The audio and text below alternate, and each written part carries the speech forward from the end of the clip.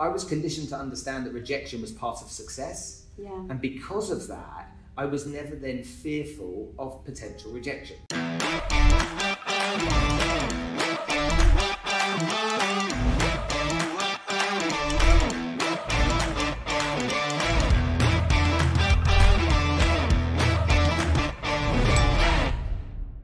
Hi everyone! Everyone out there in my world, hi everyone in this world. We are live in Instagram and Facebook as well. So today I have a special guest with me, is Spencer Lodge. So let me introduce him. Spencer is a lot of things, writer, author of Making It Happen, one of the top 100 most influential people in Dubai. You train a lot of people in your life, experience in your business and so on, and the list goes on. Yeah. But it's a long list. But let me ask you first thing to tell me a little bit about you, about your story, your background. My story is quite a simple one. I think there's lots of people that have a kind of whole rags to riches type of story, but I don't. I had parents that got divorced when I was 7. Okay. I grew up with my mum mainly, and failed miserably at school. Okay. I was just really bad. I wasn't interested in it. I couldn't pay attention to it. And what happened is I was told by my careers advisor that maybe I should take up, some kind of construction work, carpentry or something like that. But I just knew it wasn't what I wanted to do. I knew there was more to it. And there was one passion that I had as a kid, and that was to be a ski instructor. Okay. So I became a ski instructor. Oh, that's good. And I loved it. Okay. And then my mum said to me one summer, she said, "What are you doing?" I'm like, "Well, I'm waiting for the season to start." She's Okay. like, "So what are you doing?" I was like, "Leave me alone, Mum." Yeah. And what actually happened is my mum ran a recruitment consultancy. Okay. And she got me 3 job interviews. Oh, okay. And one job interview was as a trainee car salesman, another one was a trainee real estate broker, and the other one was a trainee office equipment salesman. Okay. And the trainee car salesman's job was at BMW. Okay. And it came with a BMW car. Yeah. And I'm like, that's the job for me. I didn't care about anything else. All I cared about was this car I was going to Okay. get. So I was like, so happy. But after a month, I was fired. Oh, wow. For having a bad attitude. Yeah. And so I then took the job in office equipment, and I was trained by Rank Xerox to sell. Okay. And it was the best training I ever had. It was fantastic. I was given structured training. I was taught to understand rejection, and that was a big thing because most salespeople suffer with a real fear around people not liking, wanting, or desiring what they do. Yeah. And it quite simply then became a man taking a young boy and conditioning his mind to understand that rejection was part of life. So he said to me, "Look, you're going to make 100 cold calls today." Oh, wow. And 99 people are going to say No. bad words. Yeah. So, but remember, on the 100th phone call, somebody's going to say yes. Okay. So you need to go find those 99 no's. Once you've found them, you'll find a yes. Okay. I'm 19 years old. I'm like, "Okay, boss." And I pick the phone up. You did it. And then people say no, and I'm like, "Okay." People say no, and then people swear at me, no. And so I was conditioned to understand that rejection was part of success. Yeah. And because of that, I was never then fearful of potential rejection. Okay. And then I worked hard to build my career, and my parents had nothing, and it was down to me to make something of myself. And I found that it was something that I really enjoyed doing, and I could do it. And like whatever it is, if there's something you enjoy and you actually can do it, you kind of lean into it more. Yeah, sure. And that's pretty much what the start of my journey was. And then I went to live overseas. I got into the financial services industry, and I became successful in that. Moved into different countries because I wanted to experience different parts of the world. Okay. And I had a great experience doing that. And then I came here 15 years ago. Oh, wow. And 15 years ago, still in the financial services industry, helped build a company, sold my equity in 2012. I was fired. And when I was fired, I went into clinical depression. I almost killed myself. Oh, wow. It was a very dark period of my life. And then my dad, and I didn't see my dad very often, but my dad knew something was wrong. And I flew to London in a really dark mindset. And my dad is never at my house. Okay. And I got to my house, and my dad's car was outside. was like, what's my dad doing here? Yeah, what are you doing here? But I couldn't find him outside. Okay. So I'm like, my dad's car's here, where's my dad? So I put the key in the door, went inside, and my father was in my house. Okay. How did you get in here? He said, the housekeeper let me in. Okay. I was like, okay, what are you doing here? He said, go and take a shower, you've flown through the night, take a shower, I want to take you for breakfast. Okay. Oh, okay, so we took a shower, got in the car, and he drove me to a psychiatric clinic called the Priory in the UK, because he could see there was a problem, and he sat me down with a psychiatrist, and I then spent a few days there, and they taught me to understand that the belief system that I had, the depressive state that I had was caused for a reason. Yeah, sure. And there were reasons to be positive and reasons to live, and so again it started to re-engineer how I thought about things, and I overcome that difficult situation and that potential horrific outcome. Yeah, sure, absolutely. And I think that this is one part of the journey of an entrepreneur, the mindset. I think it's a big part of it, and I think that what we see, it's almost like entrepreneurs portray the world the way that Instagram portrays us. Yeah. Or, everything's great, everything's wonderful, everything's perfect. Yeah, every day we are filters. super happy. Yeah, and it's not like this. Sometimes I think that I'm crazy as well. So I think that the entrepreneurs don't tell enough of the journey they go on that's difficult and challenging and hard and lonely and empty. Yeah. And I think if they did, that less people would become entrepreneurs. Yeah. Because it's not an easy thing to do. No way. And so, yeah, for me, being able to share that dark experience and realise that I was on my knees, emotionally, psychologically, meant I had a place to start from. And then from there, I then built some companies, and we've got a group of companies now that are very successful. We're very proud of them. I have a business partner, Danielle, who's almost the opposite of me. Okay, that's great. Yeah, so actually she's the cautious one. She's the one that thinks things through, whereas I'm the impulsive one. And we've been together and built a really great business. But building that business, I realised that wasn't my passion. Yeah. I realised that being a salesperson was my passion. Okay. And I really didn't like the way that the world thought of salespeople. Yeah, it's a bad thing about thinking about salesperson. But in the reality, for example, with my company Affilify, we are high-ticket affiliate marketer with each other. People how to do affiliate marketing, and the part of the sales process is misunderstood from a lot of points. So what do you think, in your experience, based on your experience, you have helped a lot of people, you have created sales teams in a big industry. From your point of view, an affiliate marketer that is working online, which are the key points that a person should have, like to improve and boost sales from the online part? Well, I think a lot of people think that sales or the skill of selling is something you're either born with or you're not. So you've either got it in your character or you haven't. And I learned many years ago, one of the guys that was one of my managers was a very quiet, introverted guy. Okay. But he was an incredible salesperson. Okay, perfect. And so it got me to understand that it wasn't in your DNA. Okay, there was a skill that if you learnt it, you could get somewhere with it. Okay. But there's nowhere in the world that anybody would deal with a chartered accountant unless they were professionally trained. Yeah, sure. You wouldn't have someone look after your money for your company if they weren't trained. You wouldn't deal with a lawyer that wasn't trained. Yet we think of selling as something that you can kind of pick up along the way, and and that's just not true.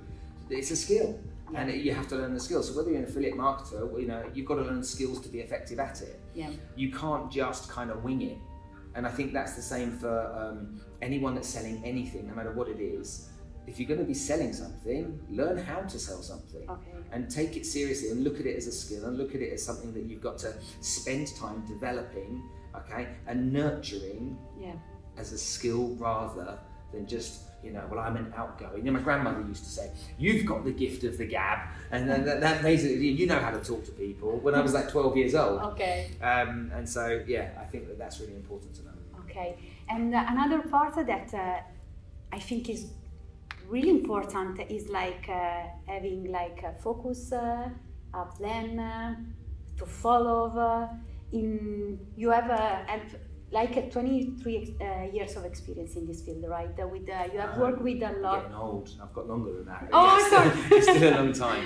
But again, I think that's the same for anything. It's not just in entrepreneur. If you want to be a dentist, yeah. You know, if you want to be a doctor, you've got to have a plan. A plan. Okay? And you've got to know. You've got to have a timeline to work to. You've got to know what you've got to do each day to achieve that. I mean, I was training a company today, and literally, we need to break everything down into just what you need to do today. Okay.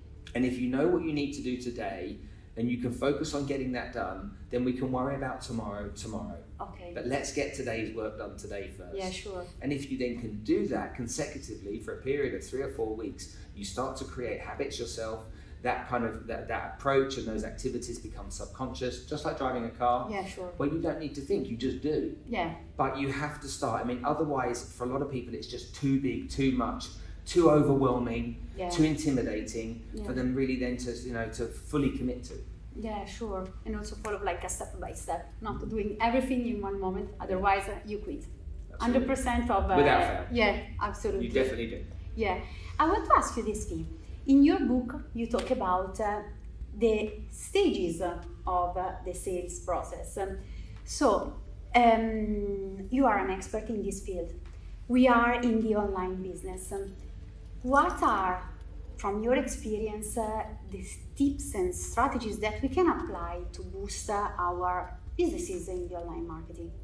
Well, I think first of all, online marketing, it should be broken down into lead generation and then the conversion of sale. Okay. And I think a lot of people get into online marketing thinking that the lead is the end of the journey. Now, I've got a lead, it's going to be a sale now. And I've got evidence that states otherwise. Yeah. I mean, I work with one company that generates a huge number of leads and less than 1% become clients. Oh, wow. Yeah. So and sad. And they spend a lot of money on leads. And for having 99% of your leads dying, that means there's something seriously wrong with either the leads or what happens as soon as the lead then gets in contact with the professional that's dealing with it. So for me, understanding the two different skill sets, okay, understanding and identifying generally what a lead really is, what a real lead is. You know, would you rather have 10 rubbish leads or one awesome lead? You know, the answer would always be one awesome lead. Yeah. So understanding how you create an awesome lead, really understanding what that looks like. Yeah. It's almost like you create an avatar, and doing what you do, that you can really pinpoint people by their behaviour patterns, their psychometrics.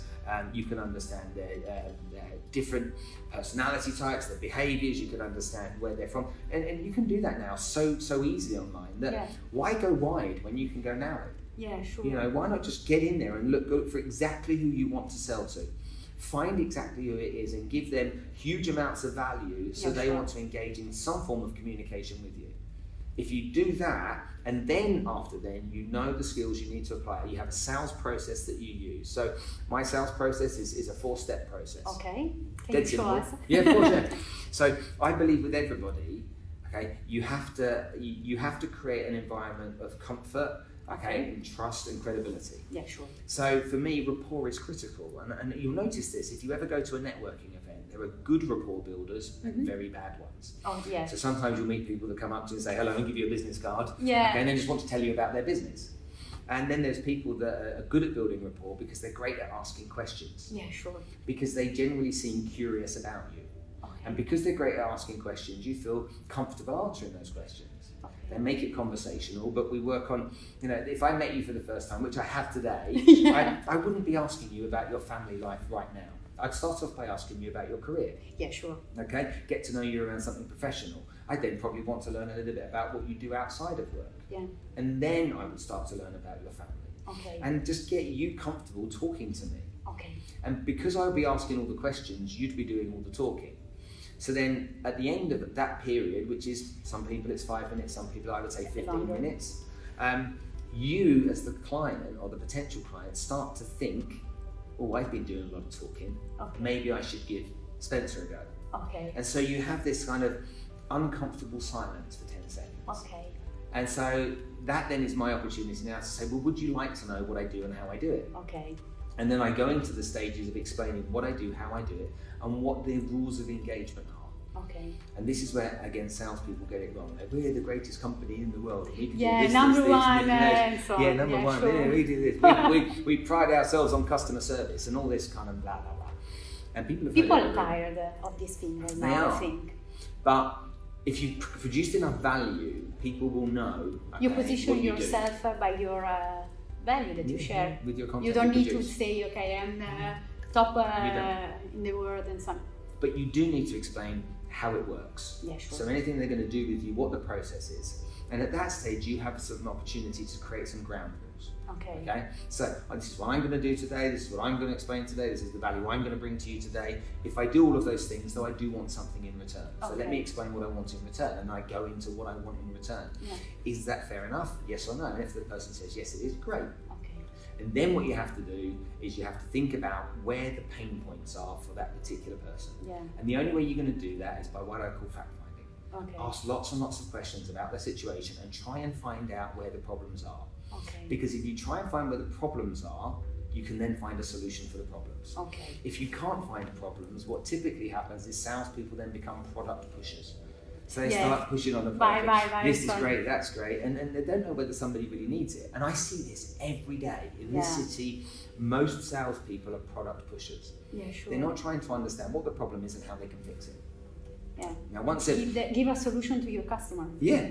And once you've got that understanding and you know that's a pain point for them, you then establish how much of a pain point it is, and you create that problem and make it bigger and bigger and bigger, so the person needs in their own minds to want to deal with it right now, this minute. Okay. And if they do, then you build the solution out for them and whatever it is that you're providing as a service or a product solution.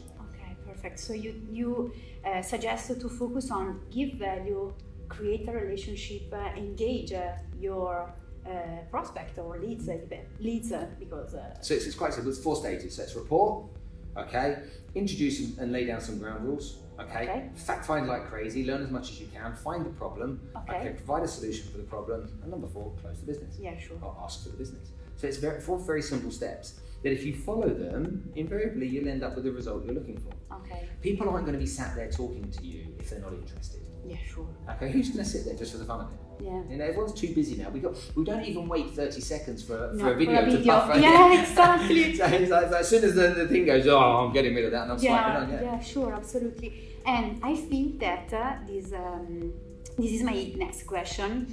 On the sales world has changed also for the technologies like internet, social media, and so on. I think that more than 23 years old was completely different. We sell like direct mail and so on. Right now we use like social media, internet, and so on. You speak about this in your book.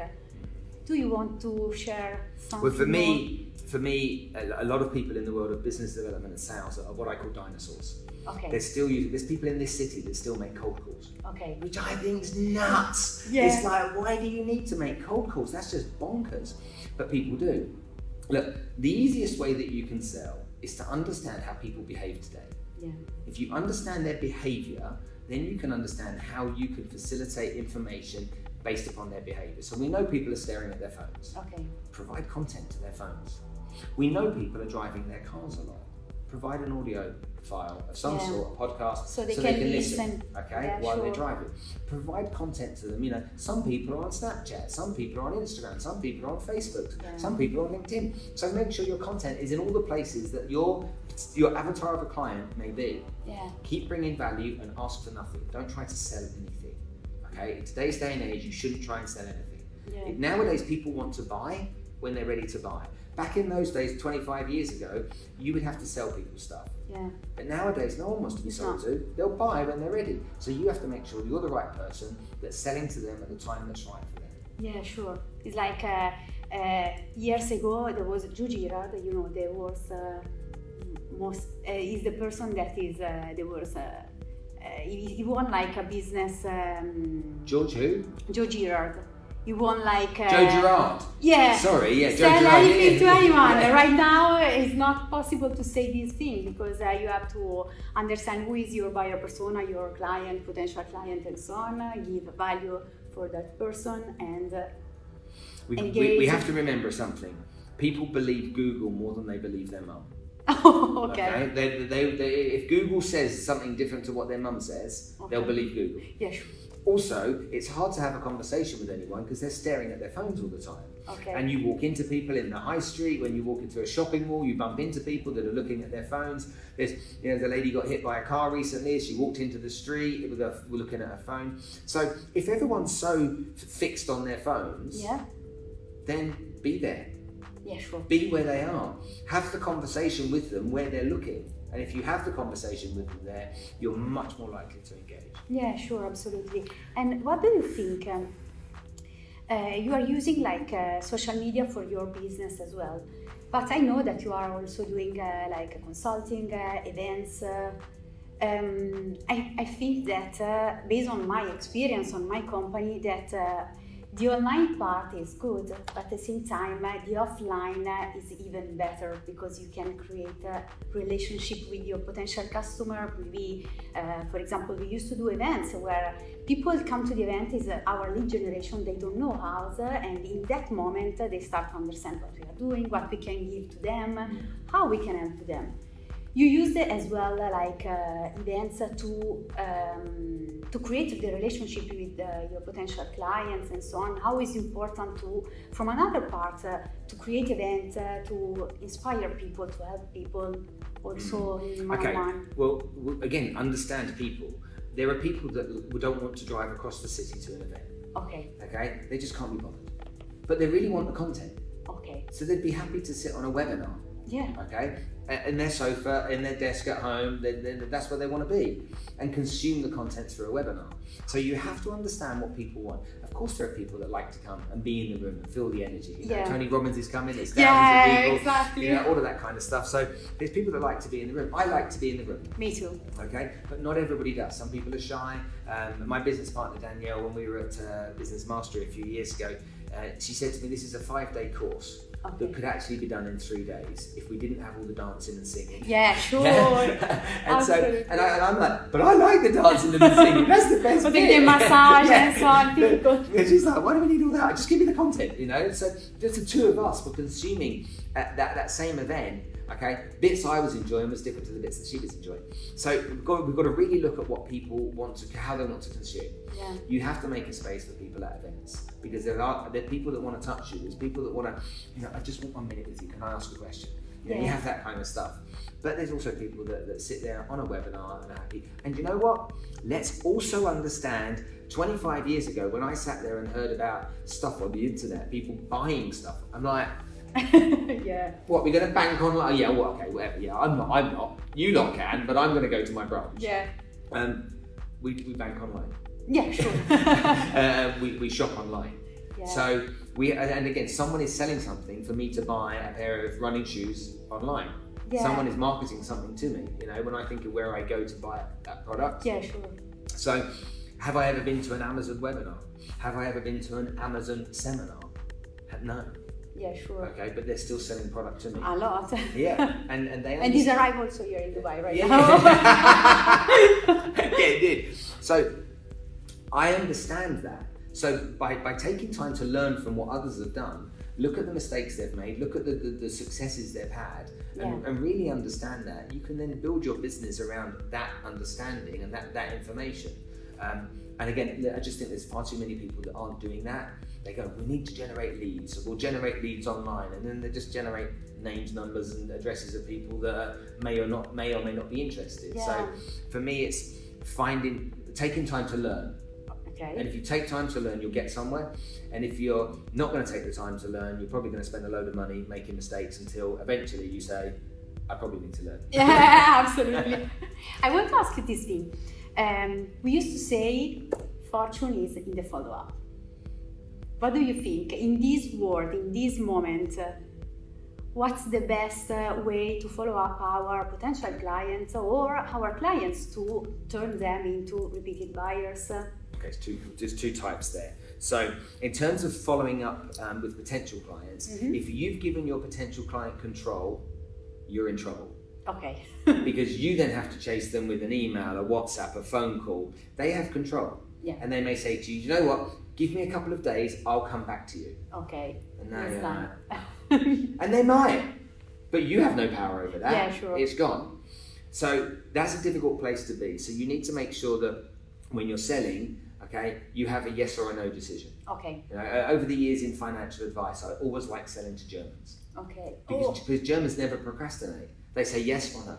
Okay. And that's lovely. Italians say, oh, no, maybe, Italians love to talk a lot. I don't know, maybe yes, maybe no. It's difficult, I know. I know, so selling to Italians was always like, mamma mia, you know? Yeah. But with Germans, it was like, yes, no. It's like, okay, fine by me. Yeah. And that's actually, as a salesperson, whatever you sell, that's actually what you want. Yeah. No is okay. Yeah, because you don't finish leave me and you go to hanging. the other. Don't leave me hanging. Yeah. So when follow-up is involved, you're out of control. Now, when it comes to following up your existing client, you have to overpromise and then overdeliver. Okay, sure. So you promise them the world and then you deliver them the world, the moon, universe, the stars, and everything else. You've really got to go above and beyond, because in every industry there's competition. And if you don't look after your client, somebody else wants to. Yeah, sure. And there's an old saying, isn't there? If you don't look after your client, somebody else will. But whatever you say you're going to do, never ever, you know, people say, let's say there's a problem. Yeah. I'll get back to you in 24 hours. And then you get back to them in 2 days. Yeah. Well, they're not happy, yeah? Yeah, but if you say, do you know what, it's going to take time to get this sorted out. Give me 7 days and I'll solve it. And then you go back to them 2 days later.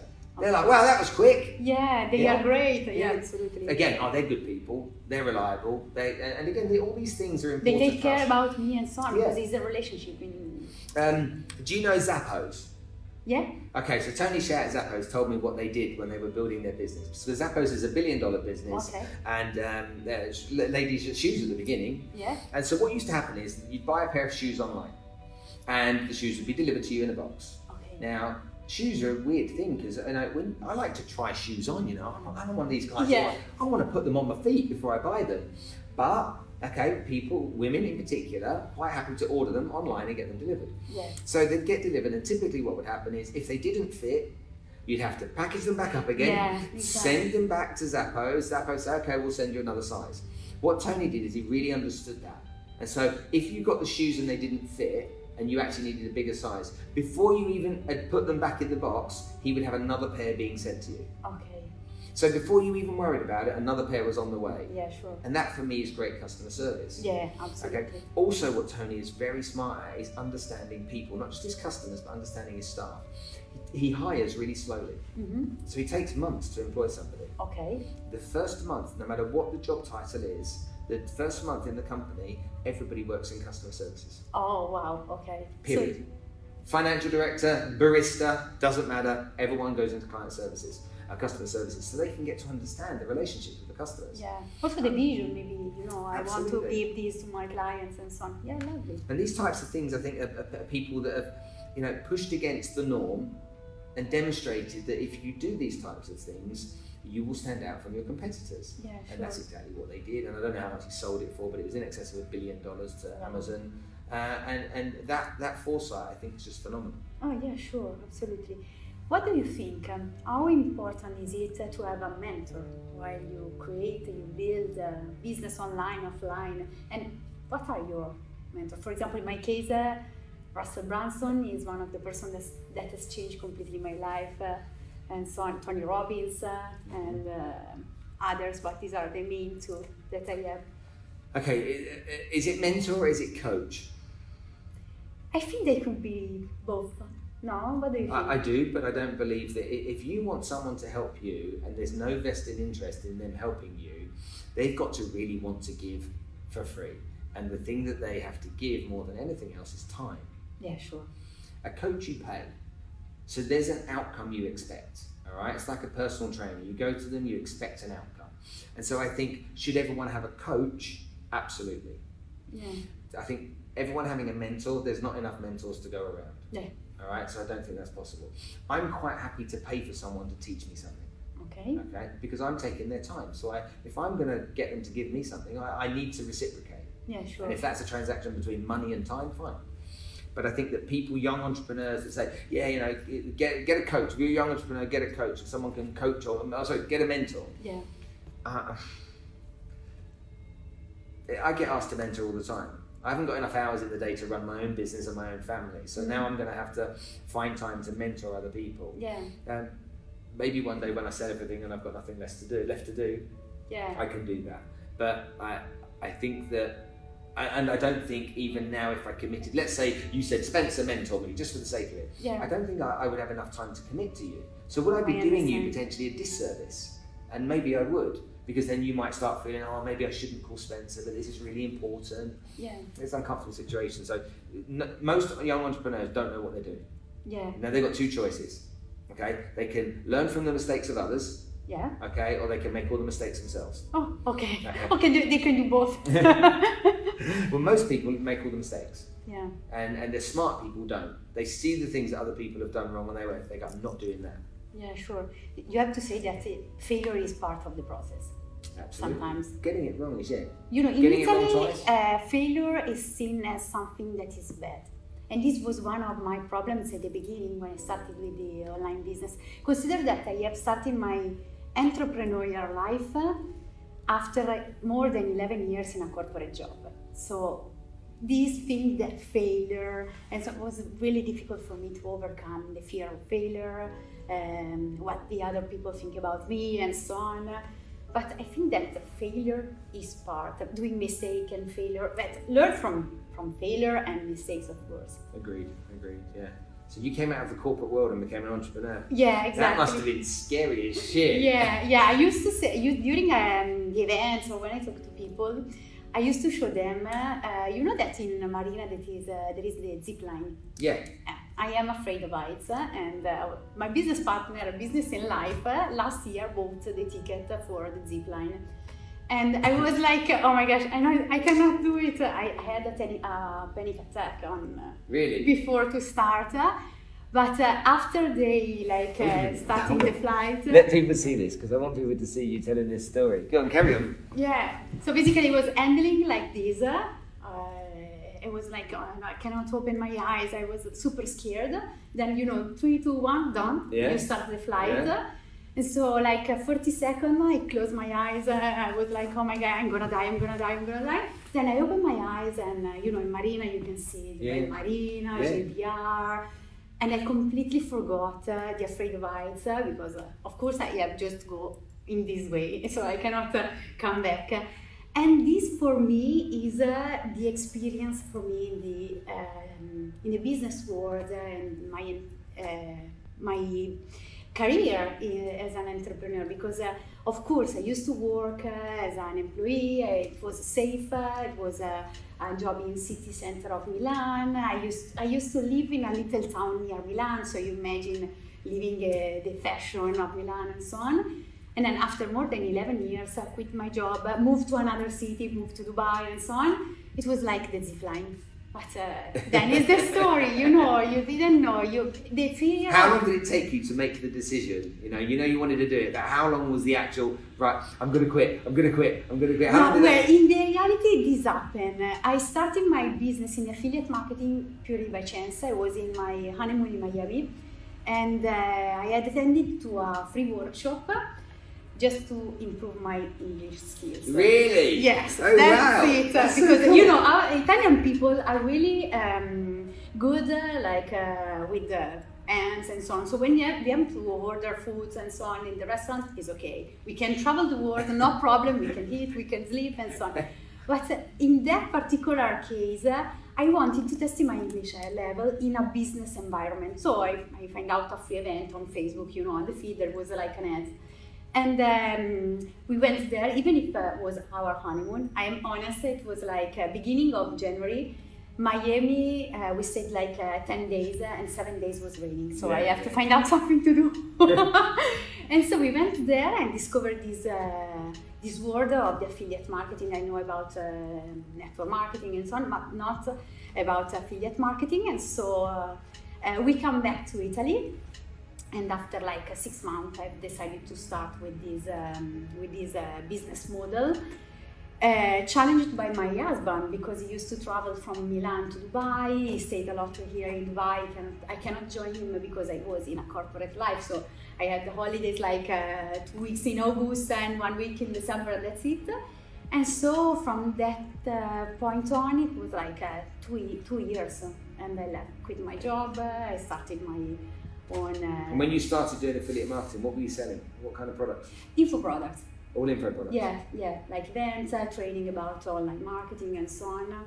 And it was difficult because I started with American market, and my English was broken. If you can see my first video on YouTube, it's like I did a video like I left my job and a lot of things that I always do some mistakes. Also right now, my Italian accent is strong. These people like Italian accent, I think, so I can leverage this part. So one of my problems was the English. I used to work with the American market and other places where the English is their main language. I'm not a tech girl, so I have to learn, but you know, when you start something, if you want to learn everything, you don't go anywhere, you stay in the same point. So at a certain point, I have to understand everything about online marketing, but also how to leverage other people, because if you want to know everything and to build a business, you will stay at the same point. In 10 years, you will be in the same point. Yeah. And this is like a little bit of my story and so on. So yeah, after 11 years I quit my job, and that's it, absolutely. Sure. And I love to inspire women and also men. Why did you express that? Women and also men. No, no, because like you know. Maybe men, but mainly women. No, both of them, absolutely. But you know, I take care about women in particular because my mom was an housewife. And sometimes, you know, my dad, I came from a normal family. My dad was a laborer, right now is in retirement. My mom is an housewife.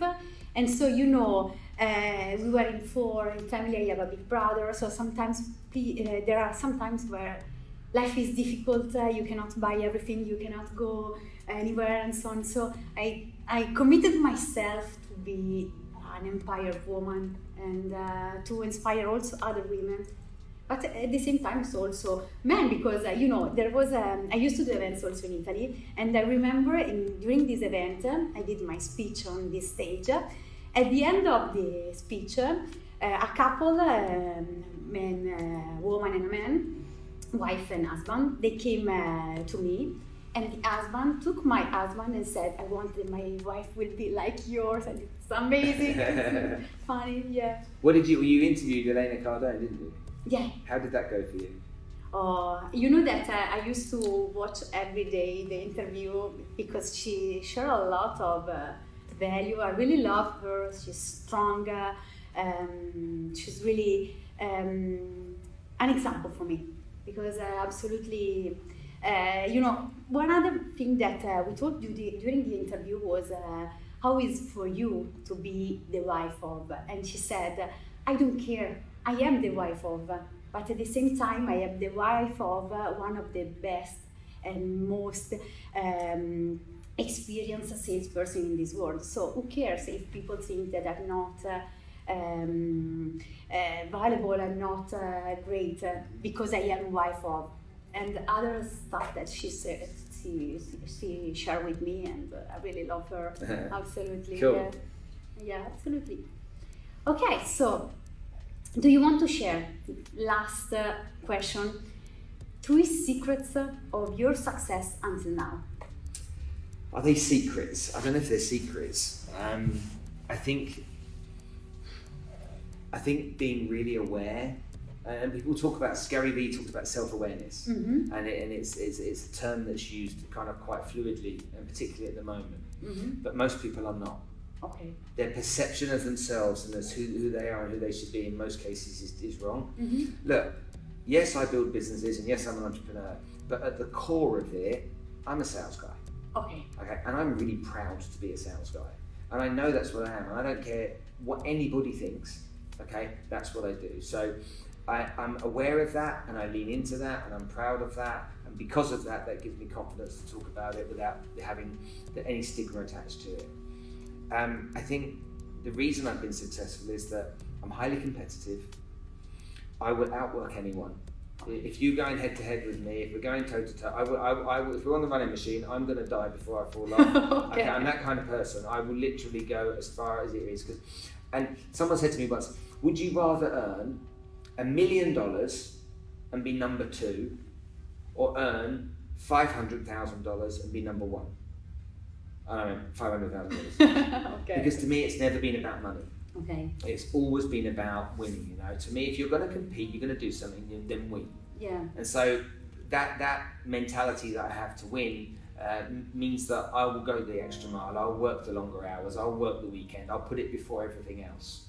On top of that, I learned that if you find really good people, keep looking for even better people. Okay. And if I look at the people that are around me, they're really talented.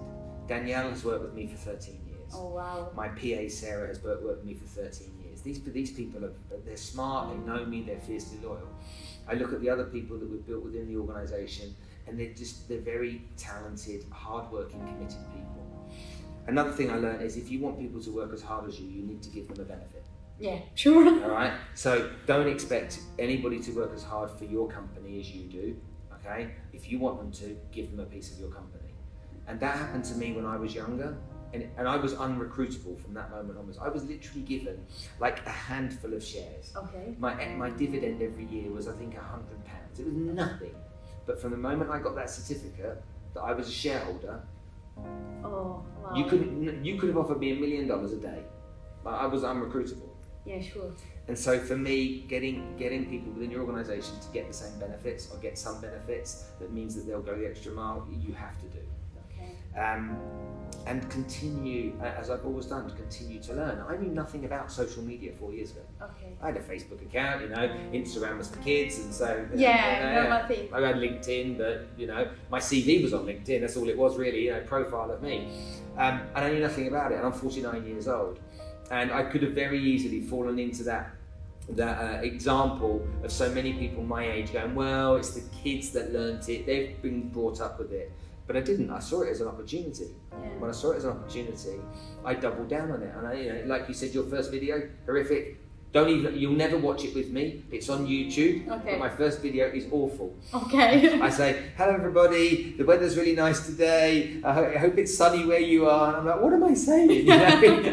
And then at the end of it, I'm like, oh yeah, don't forget it's sunny here. I hope it's sunny there. I'm like, what a load of rubbish. Yeah. But I think that understanding that the future of sales isn't the past. Yeah. And being honest about that and leaning into that will help everybody. And I think that's what I did. And now I'm in a business where I don't do any selling to anybody. Okay. Because everybody comes to me from my content. Every single client comes to me. I don't spend any money on marketing. I don't spend any money, okay, on running ads at all for my corporate clients. Every single corporate client says, I've seen what you do online. Yeah. Can you come and see me? And they are qualified in this way. Oh, absolutely. Perfect. Absolutely. You don't have to do cold calls and something like. You know, I was at a meeting today. They met me. They sat down. They put their whole team in front of me, and they said, "Right, how can you help us? Yeah. Okay, we need this, this, and this solved. We know what you do. Do you think you can fix those 3 things?" And I'm like, "Yeah." Okay, well, when can you start? Oh, wow. And that's as much as it was. So let's just summarise those tips quickly. Outwork everyone. Okay, because you need to always be learning. Okay, and be really honest with yourself as to who you are, because you may not be an entrepreneur. Yeah. Okay, you may be really good as someone's understudy. You may be good, you know, as an artist in something. I was with a guy the other day that's an artist, and I'm like, "You're an artist." He said, "No, I'm an entrepreneur." I'm like, "No, you're not an artist." I said, "You're passionate about what you do. You don't know how to run a company, so find someone that can run it for you while you go on being what you are." Lovely. Thank you so much. You're very welcome. Nice talking to you. Nice to meet. Okay, guys. So. Thank you so much also on this part for being here in this super interview with Spencer. It was a really great time to stay with you. So guys, see you on the next interview that will be in 2 days. Bye guys. Bye bye.